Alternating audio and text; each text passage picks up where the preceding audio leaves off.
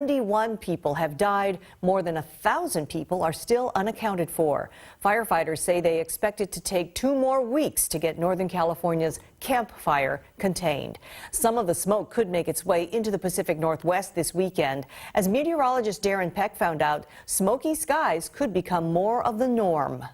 Just in case you can't recognize the landmark behind me, it's the Bay Bridge in San Francisco, and that's today, and it's all smoke blocking the view. Smoke from a wildfire that was burning hundreds of miles away. Look what they were doing in Sacramento this afternoon, figuring out how to put on those face masks. Maybe you had that experience back here in August when it was our turn. In fact, look at us.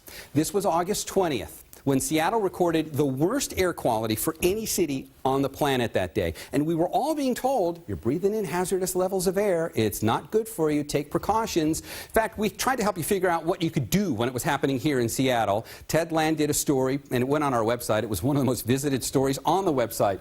Take a cheap box fan, put an air filter behind it, keep it running in your house. It'll help at least limit some of the damage in your house. Today, this website on King 5 surged. 9,000 people went to this today. Probably none of them from here.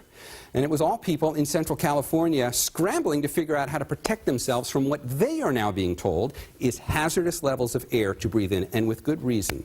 Take a look at what the American Heart Association has to say about this. There is a statistically significant increase in emergency room visits for heart attack, stroke, and respiratory infection when cities are inundated with smoke from wildfires like this. And if we look forward, Colorado State University put out a study, and it tells us that at this point now, they can measure there are about 17,000 premature deaths in this country.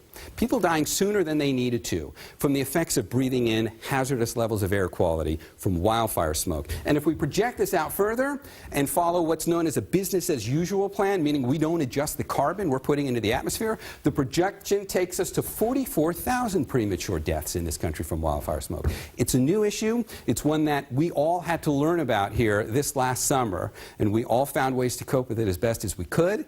And it's something that we're being told by the climate community we're likely going to have to keep coping with it in the future. Well, as the wildfires continue to devastate California, preparations are underway to move animals in the already crowded